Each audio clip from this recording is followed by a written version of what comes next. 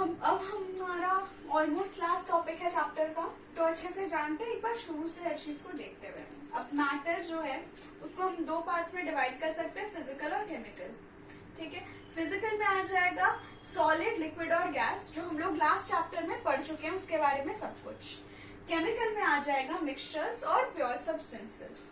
अब मिक्सचर्स के अंडर क्या आता है, होमोजीनियस और हेट्रोजीनियस, जो अभी तक हमने अच्छे से पढ़ लिया है और होपफुली आप लोगों को समझ में आ गया होगा, तो इसको अब साइड हटा देते हैं। दूसरा है प्योर सब्सटेंसेस।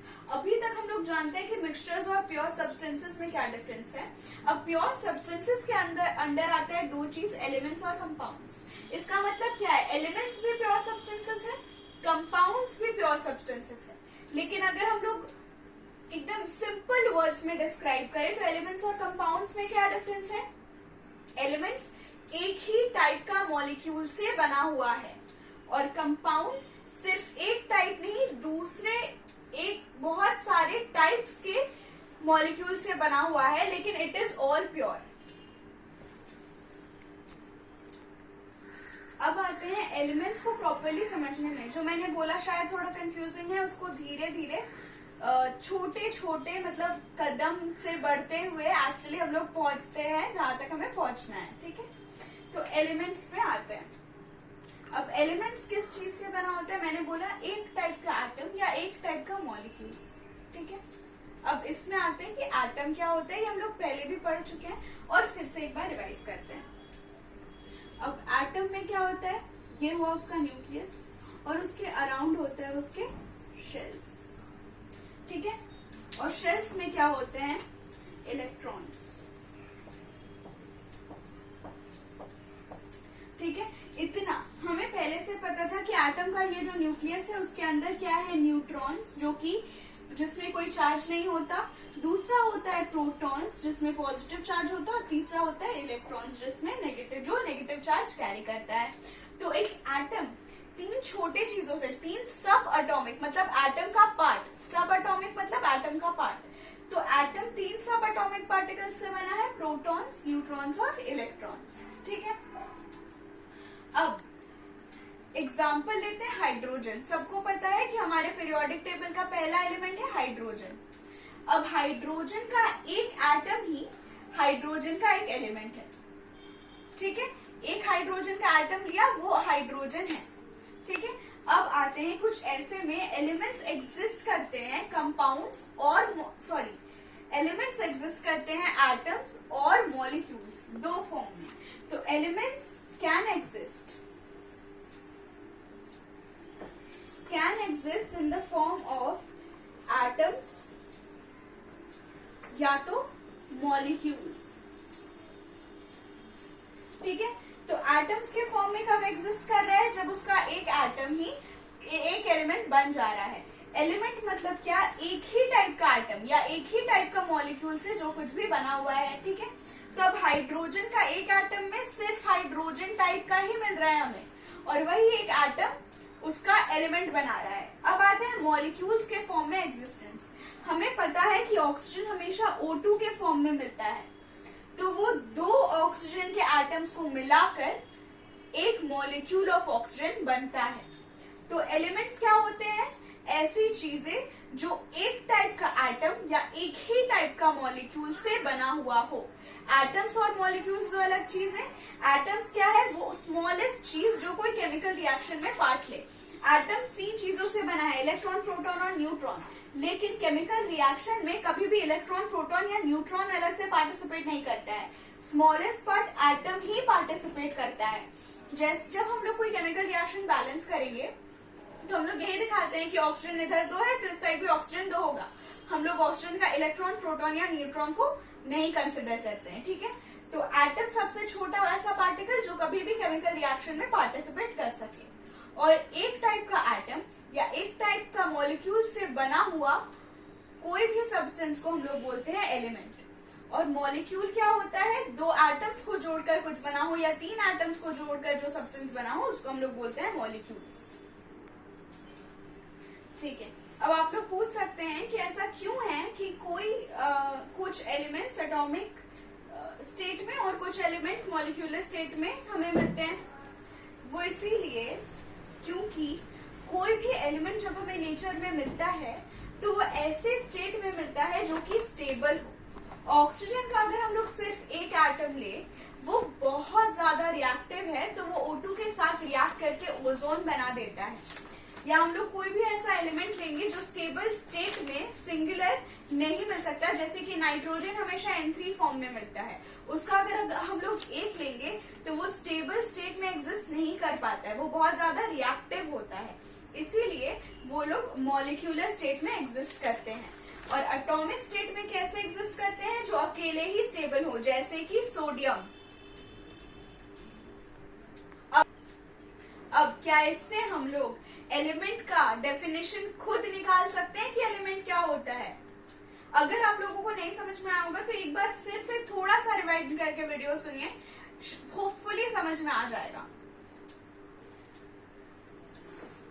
तो लिखते हैं एलिमेंट्स का डेफिनेशन। सबसे पहले देखते हैं कि एलिमेंट्स है क्या, प्योर सब्सटेंसेस के अंडर आ रहा है, तो हम लोग सबसे पहले लिख सकते हैं it is a pure substance. It is a pure substance. और फिर हमने क्या देखा कि वो एक ही टाइप का एटम से बना है, तो इसके आगे हम लोग क्या लिखेंगे, elements it is a pure substance made up of only one type of atom.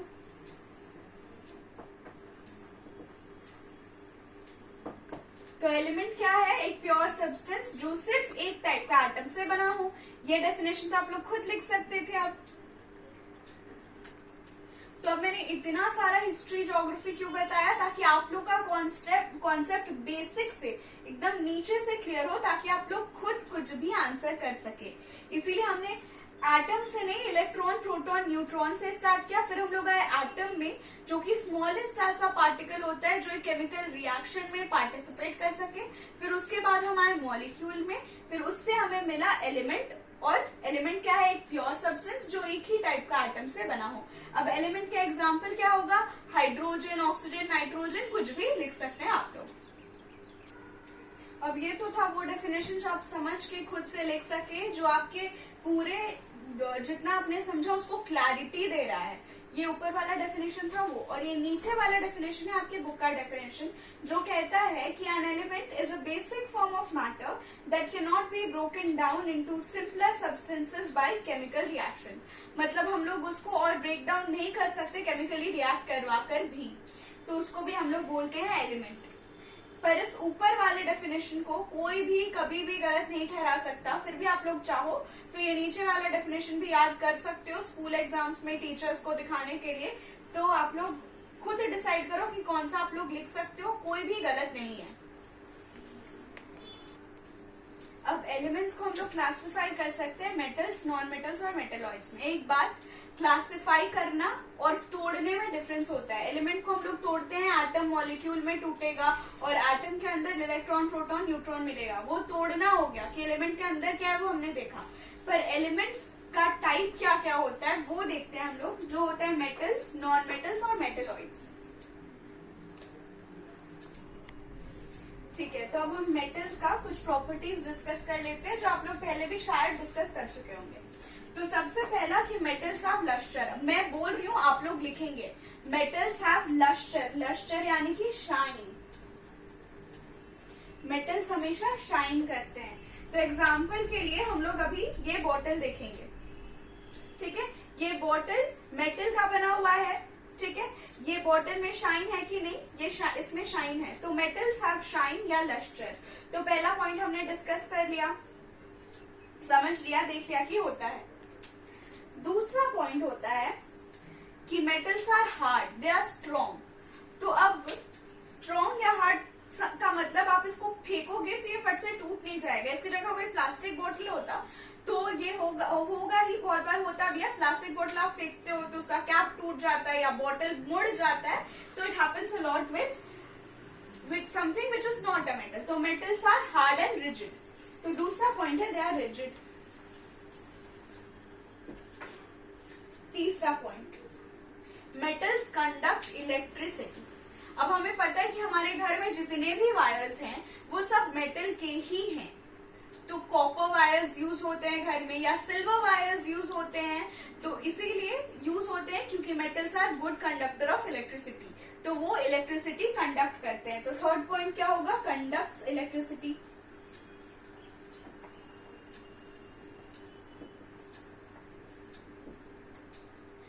Fourth point पे आते हैं। फोर्थ पॉइंट क्या होता है, they are malleable and ductile. अब मैलिएबल और डक्टाइल का क्या मतलब है,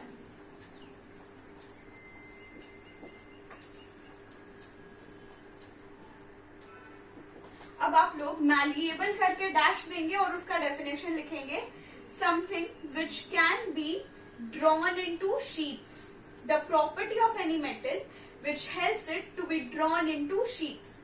ड्रॉन इनटू शीट्स से क्या मतलब है, आप लोगों ने देखा होगा कि सिल्वर फॉइल होता है, तो मतलब क्या हमने उसको शीट के फॉर्म में, हम उसको शीट के फॉर्म में बना सकते हैं। वो सिल्वर फॉइल खाना पैक करने में यूज होता है, तो और भी काफी सारे मेटल्स होते हैं जिसको हम लोग शीट्स में ड्रॉ कर सके। व्हाट इज डक्टिलिटी, कि हम लोग उसको वायर्स के फॉर्म में बना सकते हैं। तो डक्टाइल का डेफिनेशन लिखेंगे, elements which, property of elements, elements नहीं, property of elements due to which the metals can be drawn into wires. ठीक है, तो वायर्स के फॉर्म में हम उन्हें बना सकते हैं। जैसे कि कॉपर डेफिनेटली एक मेटल रहा होगा जिसको हमने खींचकर या कुछ भी करके एक वायर बना दिया, तो क्यों, क्योंकि वो डक्टिलिटी का प्रॉपर्टी शो करता है, जिसका मतलब ही यही होता है कि उसको हम लोग वायर्स में ड्रॉ कर सकते हैं। या हम लोग ये बॉटल भी देखें तो इससे हम लोग एक वायर बनाएंगे तो वो भी इलेक्ट्रिसिटी कंडक्ट कर सकता है। ठीक है, ये हो गया, सॉरी, ये हो गया 4 पॉइंट। फिफ्थ पॉइंट है, मेटल्स आर सोनोरस। सोनोरस का मतलब क्या होता है कि अगर हम मेटल्स को पीटेंगे तो वो साउंड कंडक्ट करेगा। जैसे कि अभी आपने देखा कि ये बॉटल गिर गया तो इसमें से साउंड आया, कैसा साउंड, रिंगिंग साउंड। अब अभी आप कोई नॉन मेटल को भी पीटेंगे उसमें से भी साउंड आएगा, पर वो वुड को आपने पीटा वैसा साउंड का बात नहीं हो रहा है, रिंगिंग साउंड। जैसे कि अभी मैंने इसको गिराया था तो एक डिफरेंट रिंगिंग वाइब्रेशंस वाला साउंड होता है, दैट इज द सोनोरोसिटी। ये हुए 5 पॉइंट्स। और 6 पॉइंट होता है, एक बात बताइए आप लोग खुद, कि अगर कोई मेटल इलेक्ट्रिसिटी कंडक्ट कर रहा है तो वो हीट कंडक्ट करेगा कि नहीं, डेफिनेटली करेगा। तो metals are also good conductors of heat, इसीलिए जब मम्मी लोग खाना बनाते हैं किचन में तो खाना बनाने के लिए नॉर्मली मेटल्स यूज होते हैं। चलिए अब मेटल का 2 अच्छा सा एग्जांपल लिख लीजिए, गोल्ड, सिल्वर और एक कॉपर भी आप लोग लिख सकते हैं, जो मैं अभी तक चिल्ला रही थी। आप लोग बहुत अच्छे से मैलिएबिलिटी और डक्टिलिटी को गोल्ड और सिल्वर के ज्वेलरी मेकिंग से भी कंपेयर कर सकते हैं। जब हम लोग ज्वेलरी बनाते हैं तो उसको डिफरेंट शेप्स देते हैं, वायर्स में ब्रेक करके या शीट्स में ड्रॉ करके, जिसके बैंगल्स बनते हैं तो उसको शीट्स में ड्रॉ करके फिर बैंगल्स बनते हैं। तो इसीलिए metals are malleable and ductile and hence उसको इतनी जगह यूज कर पाते हैं। ठीक है, अब आते हैं नॉन मेटल। तो आप लोग पूछ सकते हैं कि कितना ही डक्टाइल है। इतना ज्यादा डक्टाइल होता है कि आप 10 ग्राम गोल्ड से 2 किलोमीटर लंबा वायर बना सकते हैं। मतलब यहाँ से अगर आप लोग स्टार्ट करेंगे तो लालपुर तक वायर बन जाएगा आपका। तो व्हाट इज डक्टिलिटी, जिससे कि वो लंबे वायर्स में ड्रॉ हो सके, और कितना ही डक्टाइल कि इतना कम सोना यूज करके आप लोग इतना लंबा 2 किलोमीटर का वायर बना सकते हैं। That is how good the ductility of metal is. अब आते हैं नॉन मेटल्स के प्रॉपर्टीज में। ये बिल्कुल उल्टा होगा मेटल से, नॉन आ गया मेटल का तो हर चीज नॉन होगा। तो non lustrous, non rigid, does not conduct electricity, does not conduct heat, it is non malleable and non ductile and non sonorous. सब कुछ का नॉन लगा देंगे तो नॉन मेटल्स का प्रॉपर्टी बन जाएगा। अब नॉन मेटल, अच्छा मैंने लिखा नहीं है तो इसका मतलब ये नहीं कि आप लोग लिखेंगे नहीं, आप लोग सब नॉन मेटल्स का एग्जांपल लिखेंगे, एग्जांपल ही नहीं प्रॉपर्टीज भी लिखेंगे। और एग्जांपल्स क्या है, nitrogen, hydrogen, carbon, fluorine, chlorine, सब कुछ नॉन मेटल्स का एग्जांपल है। अब लास्ट है मेटलॉइड्स। तो ऐसे एलिमेंट्स जो बोथ मेटल और नॉन मेटल्स का प्रॉपर्टीज शो करे थोड़ा थोड़ा, उसको हम लोग बोलते हैं मेटेलॉइड्स। तो डेफिनेशन आप लोग लिख लीजिए, metalloids are the elements which show both the properties of metals and non metals. ठीक है, और इसके एग्जाम्पल्स होंगे boron, silicon, germanium etcetera. Boron पूरा पूरा लिख लेंगे आप लोग, बोरॉन, सिलिकॉन, जर्मेनियम एटसेट्रा, ये होते हैं मेटेलॉइड्स। मेटल्स, नॉन मेटल्स और मेटेलॉइड्स का थोड़ा बहुत आप लोगों को प्रॉपर्टी समझ में आ ही गया होगा।